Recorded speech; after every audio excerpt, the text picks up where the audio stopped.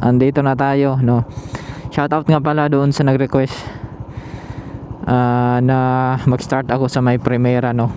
So ito ngayon ay gagawin na natin mga sir. So shoutout sa iyo, idol. Masusubukan natin ulit, no. Tapos na tong mag-change oil. Nag-change oil na to noong nakaraang Huwebes ng hapon. So nag-change oil na tayo. So hindi ko naman ipinost dito yung pinost ko sa Facebook ko. So nag-change oil na tayo, which is yung Shell Advance na blue, no, yung pang manual po. Yun po yung change oil natin. Tapos pakita ko muna sa inyo ha, bago tayo mag-proceed sa ating balak. Ayan, tapos yung kadena okay na siya. Dati kasi talagang maluwag siya. Nilagyan ko na naman yan ng langis. Yan, ito po yung setup ng ating motor. Yung gulong niya hindi ko masyado hinanginan kasi nga madalas yung pag-ulan dito. Butin mas inigin na natin, wag nating lagyan ng maraming hangin para medyo kumakpit naman yung gulong, kasi mumurahing gulong lang naman to mga sir. So ayun. So far ito po yung ating setup. So ngayon ay susubukan natin mag-start tayo sa Primera mga sir. Yan, follow at subscribe naman kayo. Okay, doon tayo sa may sa unahan sa malaking sasakyan, doon tayo mag-start. Start na tayo, Primera.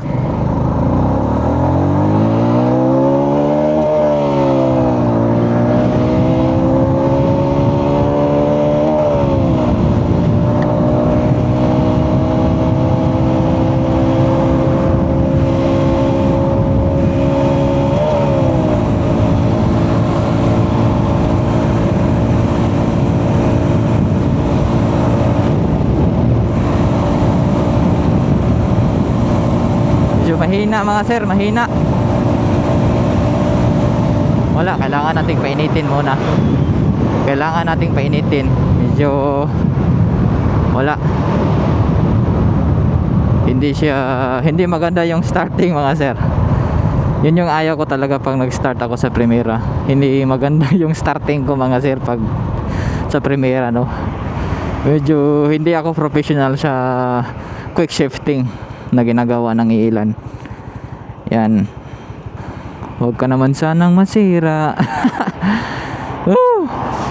Iba yung tunog ng motor mga sir. Hindi siya masyadong yung shifting niya ay hindi accurate o hindi maganda. So pasensya na po talaga, kaya ayaw kong mag-Primera kasi hindi ako marunong sa mga ganong kambyada mga sir. So mali po, ang pangit po ng starting mga sir. Siguro painitin muna natin to. Yan, ikakalibrate muna natin yung kanyang mga cambio. Yan.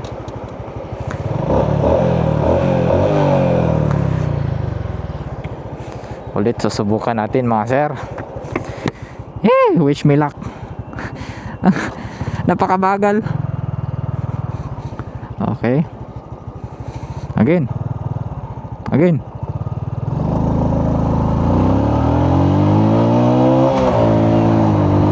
Yun ang pangit.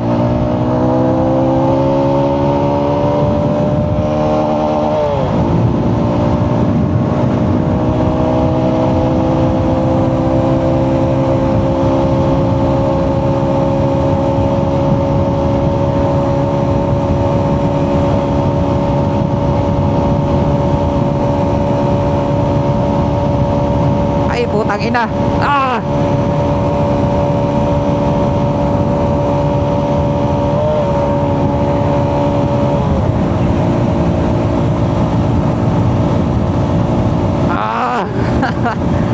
Wala mga sir, wala talaga. GG. Lalong umina mga sir. Yan. Siguro may dapat pa akong i-adjust sa gearing or shifting nitong ating motor, kasi hindi maganda yung kanyang shifting. Hindi ko alam kung nasa driver ba yun o nasa pagtutuno talaga yun ng gearing o shifting, no? Hindi ko alam mga sir. So yun nga, sablay, hindi maganda yung ating shift, no? Hindi po tayo drag racer. Isa lang po tayong ordinaryong mamamayang Pilipino. Yan, siguro babalik na po tayo. Yan, wala eh. Kaya ayaw ko talaga mag segunda o mag primera, no? So subukan natin ulit yung nakatakbo tayo. Ayan, ganito. Para smooth lang. Ayan.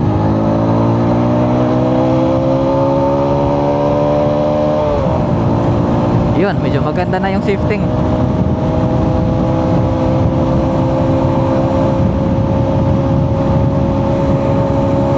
Malakas din po yung hangin, mga sir.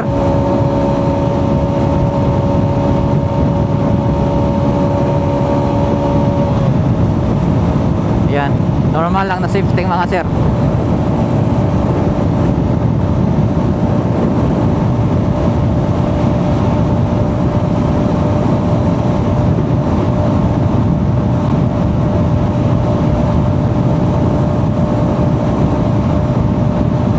Wala, sablay talaga, mga sir. Ang hina ng wala talaga tayong magagawa. Ay nako po, wala, sablay. Sablay siya, mga sir. Hindi ko alam anong problema. Baka sa gulong or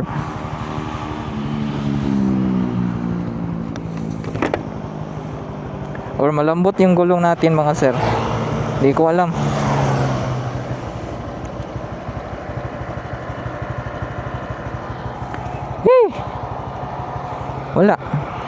Wala talaga.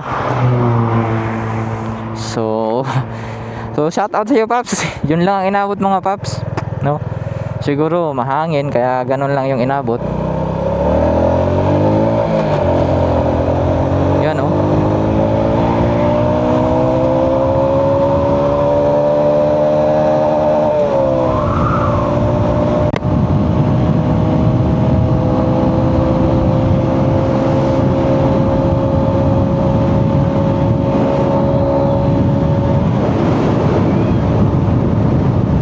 Talaga ang buhay. So yun, mga sir, mga paps, wala tayong magagawa. Medyo mahangin kasi ngayon, kasi alam mo na, hindi maganda yung panahon. Tapos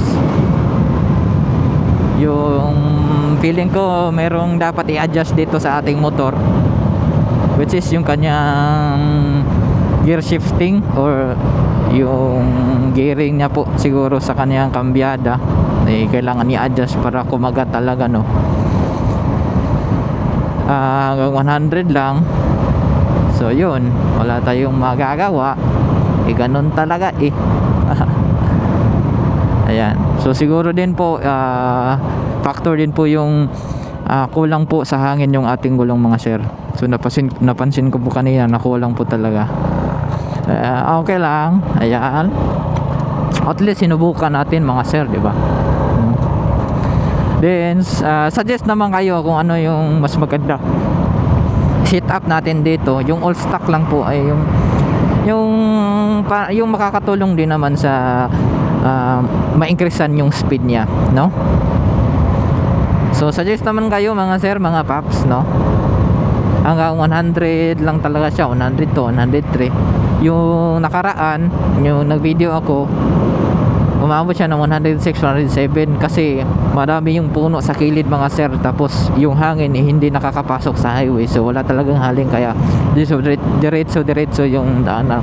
Ang sa akin kasi, dito ako nag-test ride dito sa my diversion road, which is open siya, mga sir. Palayan yung nasa gilid, kaya yung hangin talaga sapul na sapul ka talaga, mga sir, no? So yun, shout out sa iyo, sayo paps, mga sir. Hindi ko na malala ano yung pangalan mo kasi meron yung code may number, di ba? So shout out sa iyo. And in my own opinion, paps, mga sir, kung nag-start ka sa primera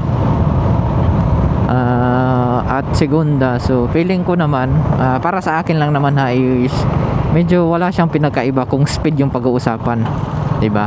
Pero pag arangkada is malakas talaga kasi naka-primera ka ulit, 'di ba? Pero tumataas yung RPM niya mga sir. So for me, primera, segunda o saan ka man nag-start, hindi magiging factor yun kung speed ang iyong pag-uusapan. Kung top speed lang naman, wala ka namang hinihit na ilang meters bago maabot yung ganong speed, no? So kung gusto mo lang talaga ng speed, so it doesn't matter if primera or segunda ka nag-start. Kung goal mo lang naman ay speed, yung makuha mo yung top speed ng motor mo, walang problema yun mga sir, no? Nasa sayo yun.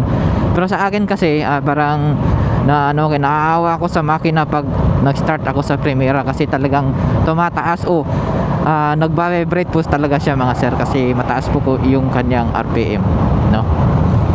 So yun lamang mga sir. So far yun lang, no? Suggest kayo kung susubukan na naman natin ulit mga sir, no?